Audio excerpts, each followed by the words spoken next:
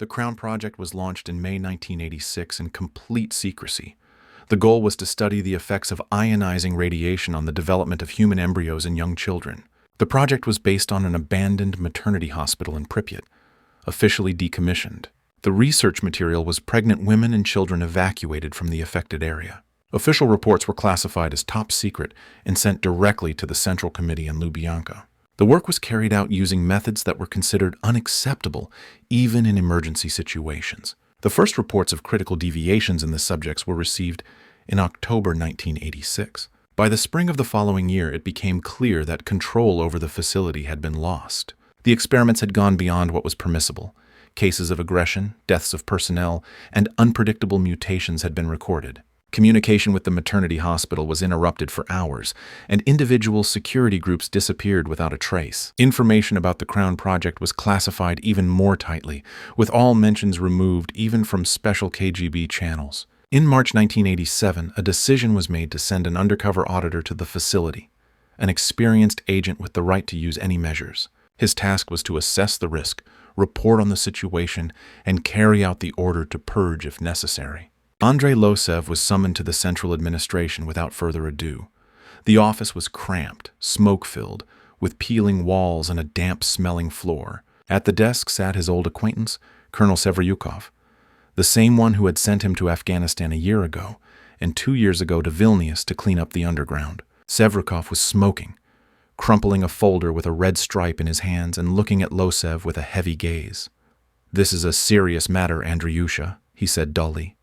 "If you handle it, you'll get a reward. If you don't, we'll forget about it." Losev nodded silently. In this world, everything was simple: an order, execution, report, or coffin board. He took the folder and leafed through it. Photographs, diagrams, maps. An old, peeling 5-story building with a sign Maternity Ward No. 1, City of Pripyat, caught his eye. Black and white photographs were covered with captions: anomalous activity, disappearance of personnel, mutations of objects. The documents were dry, as always, but a shiver of fear showed between the lines. Losev slammed the folder shut and stood up. A cold rain was falling outside. A ZIL truck was waiting at the curb, its engine rumbling. In the cab sat 2 soldiers in gray overalls without insignia, their faces hidden by masks. The driver nodded briefly to Losev, without words. The smell of exhaust fumes and dampness filled his lungs, and fog spread across the pavement. Without thinking twice, Losev jumped into the cab, threw his bag on the floor, and lit a cigarette. The road to the zone went through posts and empty villages. Everything around seemed deserted: cracked asphalt, sunken roofs, rusty signs. Every now and then you would come across abandoned cars overgrown with grass. Broken houses looked at the passing passengers with empty eye sockets of windows. No dogs, no cats, no birds. Only the rustle of the wind in the bushes and the rare squeak of the dosimeter. The driver was silent, looking ahead, and the second soldier muttered a prayer in a low voice. At the entrance to the 10-kilometer zone, the road was blocked by concrete blocks. 3 men in military uniforms and gas masks were bored at the checkpoint. One approached the truck, silently raised the dosimeter, and waved his hand. "Go ahead. No questions, no checks." Apparently, they knew who they were waiting for. The truck jerked on the potholes, and Pripyat greeted them with deathly silence and the smell of rotten earth. Half an hour later, they were at their destination. The maternity hospital building stood before them, gray, peeling, with a collapsed roof and warped doors. There was no glass in the windows, and gray light was shining through the openings. Dirty rags, similar to children's things, were lying on the steps. Losev got off the truck and looked around. The silence was so thick that it seemed like you could hear water dripping from a broken pipe. He took the documents out of his bag and double-checked the route. Everything matched. Maternity Hospital No. 1, Pripyat, high-risk zone. Only the papers didn't say a word about what exactly awaited him there. Losev swore quietly and lit another cigarette. The soldiers stayed by the car, putting their machine guns on safety just in case. Andrei pulled up his hood and headed toward the dark entrance. On his last step, he caught himself thinking that with every meter the zone seemed to be biting into him. The damp air pressed on his chest, and the old building seemed to be sluggishly but tenaciously pulling him inside. Somewhere in the depths of the maternity hospital, metal briefly clicked on metal. Or did it seem so? Lusev stopped at the doorway and involuntarily looked back. Behind him, only empty, lifeless Pripyat loomed. The maternity hospital smelled of mold, iron, and something sweet and nauseating. Lusev took a few steps on the crumbling tiles and stopped, letting his eyes adjust to the semi-darkness. The light from the lantern picked out charred walls, tattered couches, empty cribs. Somewhere in the depths of the corridor, something crunched, a rat or something worse. Lusev automatically checked his holster, calmed down, feeling the cold handle of his pistol under his fingers. Heavy footsteps were heard behind him. One of the soldiers could not stand it and followed him. "You asked for it," Lusev muttered without turning around. The wind blew through the corridors of the maternity hospital, raising clumps of dust. It seemed as if the building had a life of its own, creaking, sighing, whispering something on the edge of audibility. Lusev caught himself instinctively trying to walk faster, as if someone was watching him from the shadows. The soldier behind him was breathing heavily in a respirator, cursing incoherently under his breath. The flashlight picked out graffiti on the walls. Children's drawings, crooked flowers, little people with round heads. Lusev's fingers trembled slightly. His body knew more than his mind. On the second floor, they found the first door with the sign, Ward Number 12. The door was hanging on one hinge, and icy air was blowing through the opening. Inside was a collapsed ceiling, scattered toys, bandages yellowed with age. There was something lying in the corner, covered with a sheet. The soldier stepped forward, but Lusev held him by the shoulder. "Nothing to do there," he said quietly. The soldier only nodded and took a step back. Further on, the corridors narrowed, wires hung down, and some kind of streaks covered the walls. It smelled of burnt plastic and old blood. Lusev walked first, feeling every muscle tense. A thought flashed through his mind. Was it worth it to climb here at all? He remembered Sevrukov's words. Don't count on the way back. It became clear that in this mission he was not an auditor, but expendable material. A strange feeling of calm washed over him. When it was all over, there was nothing to be afraid of. They went down into the basement along a narrow staircase covered in rust. Black liquid, smelling of mold and old death, clung to the steps. Below, the corridor branched off in 3 directions. Arrows were drawn in chalk on the walls, like in children's games. Lusev shone a flashlight and saw traces of bare feet, small, like those of children. Fresh. The soldier cursed through his teeth and took the machine gun off safety. A quiet laugh was suddenly heard in the far corridor. High, thin, without joy. The soldier clutched the handle of his machine gun so tightly that his fingers turned white. Lusev felt a chill envelop his heart. He had heard such laughter once before, in Afghanistan, when one of their guys, having lost half his platoon, went crazy and laughed, sitting in the middle of a minefield. "Calm down," he said in a whisper. "They're just kids." The corridor seemed to chuckle in response. They walked a few more steps and came across a metal door with a sign reading, Laboratory Number 3.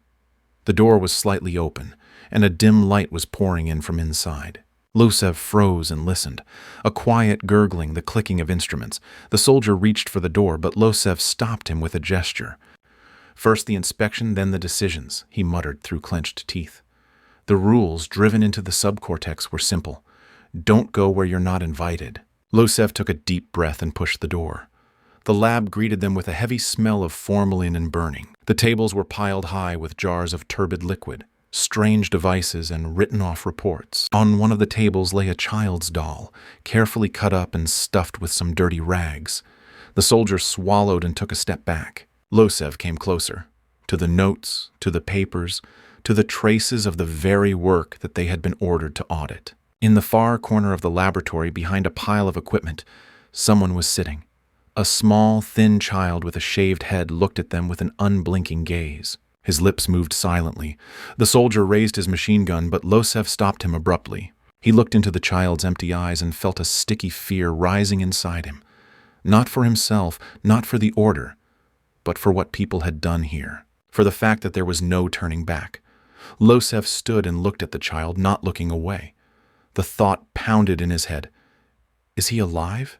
Is he real? The boy continued to silently move his lips, sometimes jerking his head to the side, as if catching someone's orders. The smell in the laboratory was so thick that he wanted to turn his insides out. A soldier whispered behind his back, "Maybe I should shoot him?" Losev shook his head briefly. No, they didn't come to kill everything, not yet. The boy suddenly laughed. It was a strange laugh, as if someone was starting a broken mechanism inside him, sharp, alien, abrupt. Losev involuntarily clenched his teeth, feeling a chill creep up his spine. He took a step forward, raised his hands, palms up, a gesture of reconciliation. The boy silently jumped up and darted into the darkness, easily, almost silently. The soldier cursed, pressing his machine gun to his chest, and jerked after him, but Losev stopped him again. "No," he said quietly. You can't follow him." While they stood there in indecision, the air in the laboratory seemed to thicken. It smelled of ozone, old copper, and something else that Losev didn't know the name of. From behind the shelves came the splash of water, then dull thuds, as if someone was pounding the walls with their fists. Losev quickly looked around the room. Tables, flasks, shelves. Everything had been abandoned in a hurry. Some of the equipment had clearly been burned. Some documents were lying underfoot. Someone really wanted no one to know what was happening here. On the wall, Losev noticed a map of the facility. Special activity zones were marked with red crosses. The maternity hospital turned out to be larger than he expected. 3 floors above ground, 2 underground. The basement and the 3rd operating room stood out. The soldier came closer and pointed his finger at the map. "Look, Comrade Captain," he said hoarsely. "There was something here. Or is."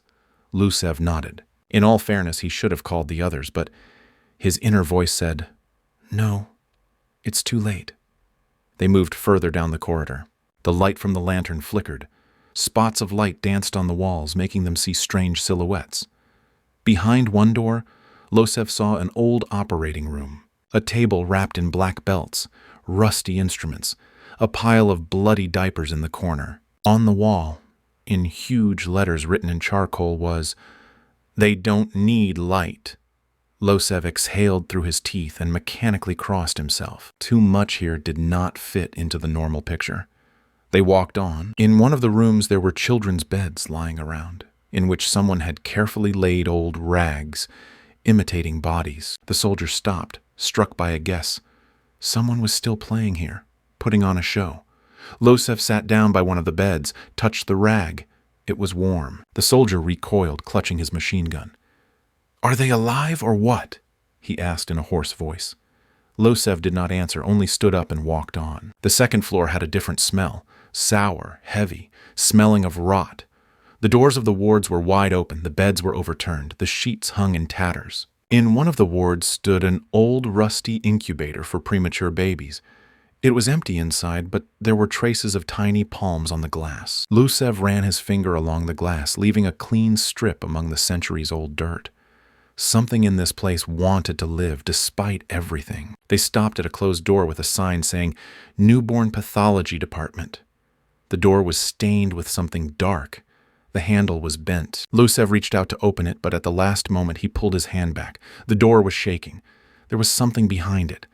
Something quiet. Heavy. Dangerous. He felt his palms becoming sweaty, his heart beating dully and painfully. The soldier tensed up, ready to shoot, but Losev shook his head. "For now, just watch." Suddenly, somewhere below, there was a loud grinding sound. It sounded like someone had opened a heavy door or ripped off a lock. Then, the patter of many small feet. The soldier cursed, backing up toward the wall. Losev instinctively raised his pistol and crouched, trying to become invisible. The seconds dragged on like an eternity. Then everything went quiet, as if someone had turned off the sound. Losev looked at the soldier and saw in his eyes what he himself felt. An ancient animal fear that could not be gotten rid of. They found the archive in an old treatment room on the 2nd floor. The metal cabinet had been knocked over, but most of the folders were still there. Losev knelt down, leafing through the yellowed papers.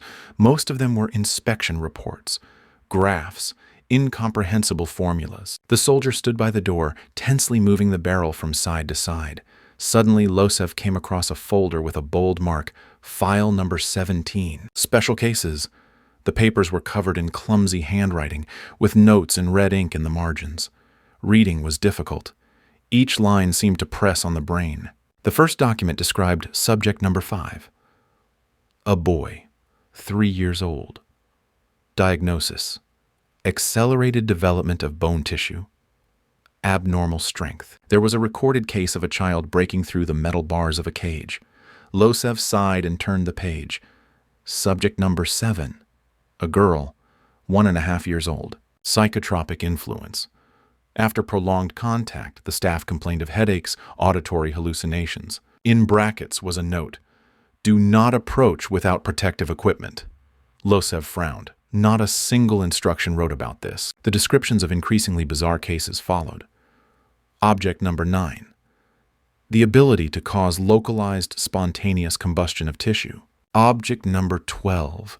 Disappearance in a confined space, recorded twice. Losev felt his insides tighten. These were no longer mutations from radiation. This was something else. Something wrong. The soldier glanced over his shoulder and sucked in a breath noisily through his teeth. These aren't children, he muttered. This is the devil knows what. In the middle of the folder was a photograph, a black and white snapshot of a group of children standing on the steps of a maternity hospital. They were too thin, too still, their faces like masks, expressionless. Losev's gaze lingered on one girl in the center, her eyes huge and pupilless, her lips barely parted. At the bottom of the photo was a handwritten note. Sector 3. Urgent evacuation prohibited. The soldier quietly stepped back, his elbow hitting a medical cart, and it crashed to the floor. The rustling in the corridor grew louder. It seemed as if dozens of little feet were stamping behind the door. Losev quickly gathered the papers and stuffed them into his bag. There was no point in going back. They wouldn't let him out with such evidence anyway. Now there was only one way: to go forward, to tear this abscess to the end. He gestured to the soldier to shut up and get ready. The barrels of the guns trembled in his hands, sweat ran down his temples. They slowly made their way out into the corridor. The silence was thick, oppressive, like in a swamp. The lantern picked out only narrow spots of light, beyond which something seemed to be moving. Losev walked first, trying not to look around. Somewhere ahead the shadows thickened, as if the building itself was giving birth to them. The soldier walked almost closely behind him, breathing intermittently, almost stepping on his heels. On the stairs they saw another strange thing. Right on the steps lay a doll without eyes, wrapped in a white swaddling cloth. On its chest was sewn a note. "We are waiting." Losev clenched his fist until it hurt, tore the note and threw it aside. Everything inside ached from tension. His body worked on instincts. They were not just waiting for them here. They were being lured. And step by step they walked into a trap, understanding it, but not stopping. On the 3rd floor, the corridors were wider, the air denser. Here, once, were the wards for newborns. Now there were empty cages of fear. Torn curtains hung on the walls, and dim moonlight penetrated through the broken windows. Losev walked slowly, listening to every sound. In one of the wards he noticed movement. Something small and dark flashed by the wall. He raised his pistol but did not shoot. Bullets did not solve anything here. They stopped at one of the doors. The sign read, "Isolation Ward. Access restricted." The handle was broken. The door was slightly open. Cold and dim light came from there. Losev exchanged a quick glance with the soldier. There was something important ahead. Maybe answers. Or maybe death. But it was too late to retreat. The isolation cell smelled even worse than the rest of the building. A sweet, cloying smell, a mixture of dampness, old blood, and something barely perceptible, like the smell of rotten fish. Losev stepped inside, raising his lantern. The room was large. The ceiling collapsed in places, leaving bare beams. Streaks of dirt and rusty water ran across the floor. The soldier behind him sucked in a breath noisily through his teeth. Torn handcuffs and streaks of dried blood hung on the walls. At the far end of the isolation ward there were cages, large, 2 bars high. People were sitting inside, or rather, what had once been people. Emaciated bodies, sunken bellies, swollen faces, empty looks, women in torn hospital gowns, old people, children. They looked at the newcomers without interest, without hope, like cattle in a crowded barn. Losev felt something heavy and cold stir inside him. Not pity, no. Furious disgust. He slowly approached the first cage. Behind the bars sat a young woman with a shaved head. She raised her eyes, met his gaze, and whispered barely audibly, "Kill?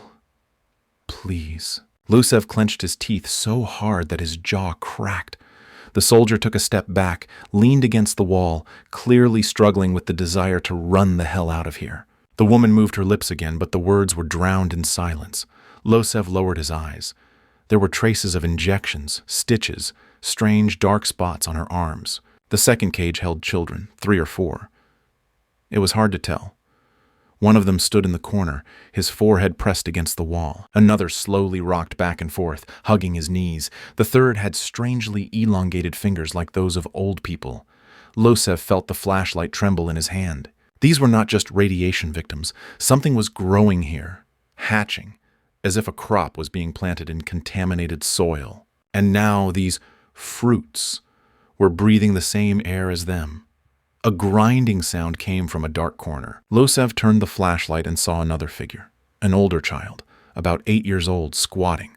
His face was covered with dirty palms. The child raised his head, and Lucev saw empty eye sockets. No eyes, no eyelids, only empty, black holes. His heart skipped a beat. The soldier behind him swore under his breath and switched his machine gun to combat mode. Lucev slowly retreated, not taking his eyes off the monstrous figure. A deep groan rolled through the isolation ward. Someone howled, low and drawn out, almost like a wolf. The subjects began to stir, swaying in time with the sound. Their bodies moved strangely, spasmodically, as if they were puppets on strings. The soldier jerked, pointed his machine gun at the cages. Lucev put his hand on the barrel, forcing him to lower it. "Don't touch it," he said quietly. "It will get worse." The soldier swallowed and remained standing, pale as a wall. There was a table in the center of the room. Medical instruments were scattered on it. Scalpels, clamps, test tubes with dried blood. The wind stirred a couple of papers, and on one sheet Lucev read a scribble. Transmission of signs at the cellular level confirmed. Someone was trying to derive formulas nearby, but the handwriting was turning into a disordered scribble. The soldier touched one of the devices with his elbow, and it fell to the floor with a crash. An echo rolled through the building. Something stirred behind the walls. Lucev raised his head. Somewhere above he heard quick footsteps and the sound of breaking glass, then a dull thud and a short, broken cry. The soldier jerked as if he wanted to rush back, but Lucev stopped him with a look. "There's no way out now," he said calmly. "Oh, only forward." The soldier swallowed, shook his head, and again clutched his machine gun tighter. Ahead of them was what this whole nightmare had been arranged for. They left the isolation ward through a back exit that led to another part of the building. The corridors there were narrower, the ceilings lower, the air heavier. It wasn't the smell of rot here. It was the smell of something new, alien, wrongly alive. Lucev felt it with every cell of his body. Something lurked here that people weren't supposed to see, and now they had to meet it face to face, with no right to retreat. The corridor beyond the isolation ward led to the old surgical area. Lucev walked first, the flashlight picking out the dirty walls with rusty instruments hanging here and there. It smelled of rotten water and overcooked meat. Somewhere in the distance, the dull patter of drops was heard, but otherwise there was a dead silence. The soldier followed him, trying not to make any noise, but the floor still creaked under his feet. Lucev caught himself thinking that with every step he took, it was becoming harder to breathe, as if the very atmosphere of the maternity ward was pulling them down into the damp earth. They crossed a wide operating room. The floor was littered with broken glass, overturned gurneys, and chairs piled up in a heap. Suddenly, a shadow flew out of one of the corners. The soldier raised his machine gun and fired a burst. The wall was splattered with plaster chips. The shadow disappeared. Lucev grabbed the soldier by the collar and barked, "Don't panic! They know where we are!" In response, the silence behind the walls seemed to shrink into an elastic lump. A minute later, the corridor exploded with sounds. First, the splash of little feet in the water. Then, thin, wild laughter. Then, blows on the walls, grinding, squealing. Children began to crawl out of all the cracks, doors, and crevices in the walls, thin, naked, dirty. Their eyes glowed with a pale light. Their movements were quick and abrupt. Lucev clenched his teeth and raised his pistol. The soldier screamed, fired a long burst, but the bullets went past into the air. The first children rushed at them silently with some kind of terrible coordination. One of them jumped on a soldier, sank his teeth into his throat. The soldier thrashed, gurgled, fell to the floor. Losev fired short bursts, aiming for the heads. The bullets tore through the small bodies, but there were too many of them. They moved as if they were a single organism, harmoniously, like ants. Empty eye sockets glittered in the darkness. Bodies merged with the shadows. Losev realized that he couldn't hold out here for long. He stepped aside. To the nearest exit, the thought flashed through his head. These aren't children. These are weapons. They had been taken out, raised, like murderers in cages. From behind him came dull blows, screams, the screeching of metal. Losev turned and saw another soldier disappear into a living tangle of children's bodies. His chest tightened with rage and helplessness. He jumped out into a new corridor, slammed the metal door behind him, and pushed the heavy bolt. The noise remained behind the wall, but his heart was beating as if it was ready to burst his rib cage. Losev leaned against the cold wall and tried to catch his breath. There was a ringing in his ears. His throat was sore from dust and smoke. Empty cartridges and scraps of someone's clothing were lying nearby. Time seemed to slow down. He understood that the door would not hold for long. Scraping sounds, quiet knocking, muffled groans could already be heard. Losev looked around in search of an exit. The corridor led to the stairs down, according to the diagram, to the old underground part of the maternity hospital. Not the best choice, but staying here meant death. He clutched the pistol tighter and rushed to the stairs, jumping 2 steps at a time. The basement was pitch dark. The lantern only dimly illuminated the nearest walls. It smelled different here. Damp, moldy, and some strange sweetness, like in an old fruit warehouse. Losev walked slowly, listening to every sound. Somewhere water was dripping. Sometimes strange reflections flickered in the darkness. But there were no children here yet. Or they were hiding. He reached a large, heavy door, locked with 2 locks. Painted on it was the words, "Quarantine. Do not enter." Losev grinned through his teeth. It was too late to warn. He pulled out a bunch of keys found on the body of one of the dead guards and inserted the first key he found into the lock. The click sounded in the silence like a gunshot. He sighed and prepared to open the door, knowing that there was hardly anything better waiting behind it. The door opened with a dull groan. Losev stepped inside, raising his lantern, and immediately smelled a sharp smell of antiseptic, burning, and old sweat. The room turned out to be spacious, littered with tables, papers, and scattered medications. Someone was sitting in the corner, next to an overturned chair. The lantern picked out a thin figure in a white coat, stained with something dark. The man raised his head. His eyes were empty, like a fish. His skin hung in folds on his cheeks. Losev silently approached, holding his pistol at the ready. "Who are you?" he asked briefly. The man swallowed and smiled crookedly. "Dr. Lebedev," he said hoarsely. "Oh, the head of the Crown Project. The last one. The rest," he shook his head somewhere into the darkness. "They are here. Remained." Losev did not lower his pistol. He knew that broken people were much more dangerous than ordinary people, especially in places like this. "Speak quickly," he ordered. "Wow, what have you done here?" The doctor laughed briefly, bitterly, almost childishly. We thought we could control them. Do you understand?"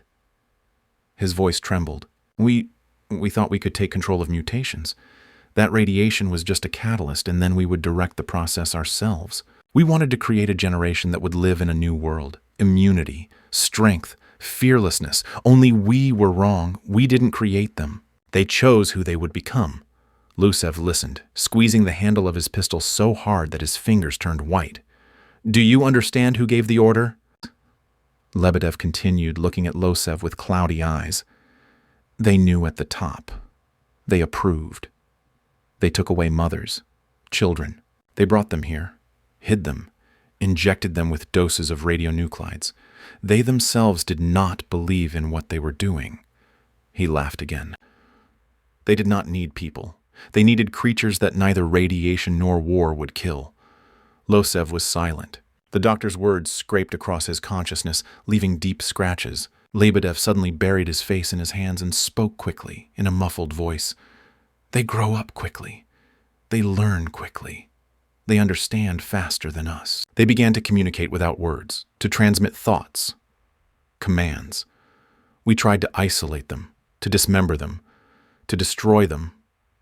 It was too late. It was all too late. They are not children. They are not people. They are something else. Lucev felt nausea rising in his stomach. He knew that something had been born within these walls that the world had not yet known. "They're waiting for you," the doctor said suddenly, raising his head. There was no plea or fear in his eyes, only doom. "They want to show you what we saw before we died." Lebedev took an ampule out of his pocket and squeezed it in his palm. The glass cracked and the liquid dripped onto the floor. A few seconds later, he began to wheeze, fell on his side, and began to shake in convulsions. Lucev didn't even try to help. Everything had already been decided. When the doctor fell silent, the room was so quiet that Lucev could hear blood dripping from the edge of the table. He stood motionless for a minute or two, then lowered the gun. This was more than a mistake. More than a failure. They had released a new life form into the world, cold, cruel, uncaring. And now there was only one question. Could it be stopped? A strange sound came from behind the door, something between a rustle and a whisper. Lucev turned and checked the magazine. 5 rounds. That would only be enough to get to the next door, or to fire the last shot. He took a deep breath, rubbed his face with his hands, and stepped forward. The fear was there, but somewhere far away, muffled by angry fatigue. On the wall near the exit, someone had written in large charcoal letters, "They are coming." The signature was a smeared bloody palm. Lucev looked at it for a moment, then shook his head. There was no time for fear, regret, or prayer. Now he had only one task left, to find a way to end all this once and for all, before they got beyond the walls of the maternity hospital. Lucev made his way back to the stairs leading to the first floor. The corridors were empty, but the air trembled, as if something invisible was moving nearby. He reached the former security post, where the internal communications had once been located. The equipment was broken, but an old field transmitter was still working in the corner. Lucev connected it to the battery, quickly adjusted the frequency. His fingers trembled with tension. He knew. Now he would either call for help or sign his own death warrant. The transmitter crackled loudly with static and came to life. Lucev called the call sign, designated in the documents as Center 9. He waited. A minute, 2. Finally, a switch clicked on the air. The voice was alien, metallic. Center 9 in touch. Report. Lucev briefly and clearly described the situation. The object is lost. Control is lost. The Crown Project is a threat. The end of the connection was short. Silence hung for several seconds. Then the voice said, "Cleanup order, airstrike in 20 minutes, ground team in 40. Withdraw personnel. No witnesses can be left." Lucev put the microphone away.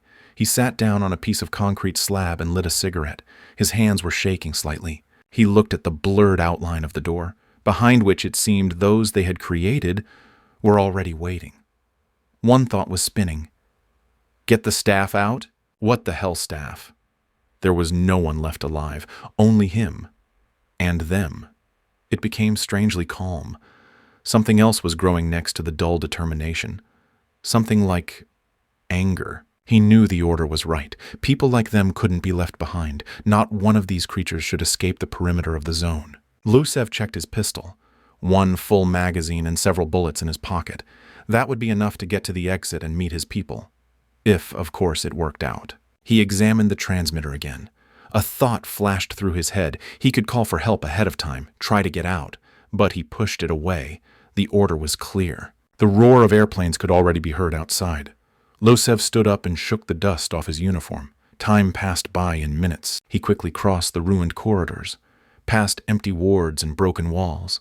The path to the exit was full of shadows. Sometimes thin laughter or strange sobs could be heard from the corners.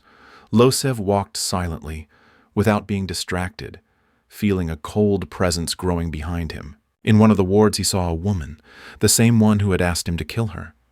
She was lying on the floor, her eyes open. Words he did not hear were frozen on her lips. Nearby, in the shadows, sat a child, thin with sunken cheeks. He looked at Lucev without fear, without interest. like a raindrop on glass. Losev raised his pistol, then lowered it. They were already dead. He got out into the courtyard of the maternity hospital. The first attack aircraft flew low overhead, humming like an iron beast. The air smelled of kerosene and hot metal. Losev knew that the bombing would begin any minute. He turned around for the last time. The maternity hospital stood among the weeds, black, broken like an old sick animal. Pale faces flashed in the windows, but he turned away, forcing himself to walk to the agreed evacuation site. They were already waiting for him at the edge of the yard. 2 men in black overalls, without insignia, with flamethrowers at the ready. One of them silently handed Losev a mask. He put it on, feeling the sticky sweat pouring into his eyes. No one said a word. Everyone knew what to do. A minute later, the first tracers shot up into the sky, illuminating the maternity hospital with crimson flashes. Losev took one last look at the maternity hospital. No regrets, no pity.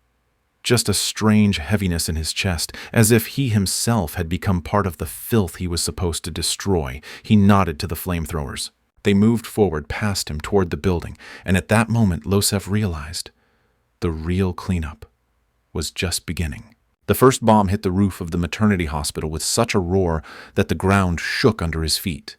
The flash was blinding for a second, and Losev saw the central building collapse. Debris and dirt flew upward like a huge black wave. A long howl came from inside, not human, not animal, something in between. Losev clenched his fists, feeling the primal fear boiling up in his chest. His brain knew. Now they would start to break out. As soon as the first explosion died down, shadows poured out of the broken walls. Small, thin, fast. Losev fired without aiming, driving the bullets into the crowd. The bullets knocked down the figures, but instead of falling, they simply spread out to the sides, avoiding the fire. Fire filled the yard. The flamethrowers poured thick tongues of flame onto the walls, preventing anyone from getting out. The air smelled of burnt meat and melted plastic. The ground beneath his feet shook from the nearby explosions. Losev retreated to the guard building, where the last line of defense had been prepared. 2 were already lying nearby, charred bodies, their eyes rolled back. He glanced at the sky. The second stormtrooper was making another approach. There was a buzzing in his ears. His heart was thumping dully in his chest. Every step, every shot was now worth its weight in gold. He understood. If these creatures broke out of the perimeter, no fences, no quarantine zones would hold them back. One of the children jumped out of the smoke, naked, burnt, with distorted features. He walked straight at Losev, as if he felt neither pain nor fear. Losev fired 2 short bursts at point-blank range. The mutant shuddered, collapsed, and 2 more emerged from behind him. They moved quickly, low, like animals. One rushed forward, the other darted to the side, trying to get around. Losev reacted mechanically. A blow with the butt, a shot, a new cartridge in the barrel. A new howl came from the depths of the ruined building. It was different, deep, heavy, full of pain and rage. Losev realized those who were older were coming out. Those who had grown up within these walls gained strength, harbored hatred. One of the figures appeared in the breach in the wall, tall, disfigured with long arms. She walked slowly, unhurriedly, as if confident in her strength. Losev raised his pistol, but he knew that one bullet would not stop her. At that moment, another bomb fell from above. The flash turned the wall into dust, blocking the passage. Losev ran away, shielding himself from the heat with his hand. The blows came one after another, turning the maternity hospital into a pile of stones and fire. With each new flash, screams, groans, and squeals burst forth from the ruins. The fire crawled along the remains of the corridors, consuming all living things. And yet some survived, scrambling through the ashes, charred but not giving up. Losev saw one of the figures, a little girl with white eyes, slowly walking across the yard toward him. Her dress was smoking, her skin was charred, but she walked without stumbling. Losev aimed his gun and froze. The girl raised her hand, not threatening, but as if asking. He stood there, holding his breath. For a second, 2. Then he fired. The girl fell face down like a doll with its strings cut. Finally, the roar of the engines grew louder. The ground group was approaching. Heavy armored vehicles, infantry, and flamethrower armored suits. Losev retreated to the line of vehicles, barely able to stand on his feet. His own surrounded him, quickly dragging him away. He looked back for the last time. All that was left of the maternity hospital was a smoking pile of rubble, surrounded by a wall of fire. Somewhere in the depths, quiet, plaintive sounds could still be heard. The officer from the cleanup group nodded briefly to Losev. "Our job now." He only nodded in response, feeling as if an emptiness had been burned out somewhere inside him. He took a step back, then another. The door of the armored car slammed behind him, and ahead, in the flames, those who had once been people continued to perish, or seemed to be. And Losev knew that this was not a victory. It was only a reprieve. The armored car moved off, leaving behind heavy tracks on the torn-up asphalt. Losev sat with his back pressed against the cold armor, silently looking through the slit in the embrasure. The maternity hospital was burning out in front of them. Flames greedily devoured the remains of the walls. The roof collapsed inward, throwing clouds of smoke into the sky. Time seemed to have stopped. No one in the armored car said a word. Even the driver didn't need to give orders. There was only one route: circle, cleanup, death. The flamethrowers walked in a chain, pouring streams of burning fuel onto the ruins. The flames enveloped everything around them, creeping into basements, cracks, and ventilation. Somewhere from inside the maternity hospital, the last screams were heard. They were quiet, barely audible through the roar of the fire, but Losev heard them clearly. He knew there were still survivors, but they weren't human anymore, and no one was going to give them a chance. The second armored car came closer. A soldier with a heavy napalm flamethrower climbed out of the hatch and began methodically burning out each section. The window panes flared up, flying apart in a shower of sparks. The fire was approaching the old pipes, exploding rusty tanks. Losev watched as the maternity hospital building gradually sank, falling in on itself, like a rotting wound that they finally decided to clean out with a hot iron. He caught himself thinking that he felt no relief, no joy, no pride. Only fatigue, as if he himself, along with these walls, were burning from the inside. Every minute spent here left a black, smoldering emptiness in him. One thing was clear: neither reports nor awards would erase this. This dirt would stay with him forever, ingrained in his skin, his blood, his memory. To the right of the maternity hospital, an old water tower collapsed, covering part of the perimeter. The soldiers responded immediately, blocking possible exit routes. Losev saw one of the flamethrower men fall through the burnt-out floor and disappear into the fiery pit. No one rushed to save him. No one ever saved anyone else in this place. Even death had become something ordinary, almost mechanical. Losev stepped out of the armored car, feeling the heat hitting his face in waves. He moved closer to the line of fire, stopping 5 steps from the burning ruins. Through the smoke and fumes, he seemed to see faces. Children's, distorted, burning. Their eyes were full not of fear but of some incomprehensible resentment. He closed his eyes for a moment, then opened them again. No, there was no one there. Only fire. The commander of the cleanup group approached him and nodded briefly. "That's it, Comrade Captain. The operation is complete." His voice was empty as a drum. Losev only nodded in response. The words meant nothing. Nothing could fix what had been done here over the past year. No orders, no reports could wash away the blood and fear. Helicopters circled in the sky above the zone. They dropped chemical mixtures to suppress the fire and contain the radiation dust. A toxic gray fog hung over Pripyat, through which the dim sun could barely penetrate. Losev raised his head and took a deep breath of the acrid air. He knew that he would never return here again, and he knew that Venets was not over. It had simply changed form. He took one last look at the scorched ruins. Somewhere beneath the rubble, sparks of a new, alien life still glowed. But here, today, they had lost.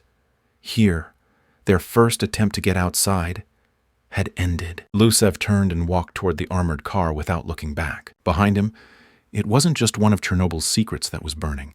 An entire world was burning there, one that would never be the same again.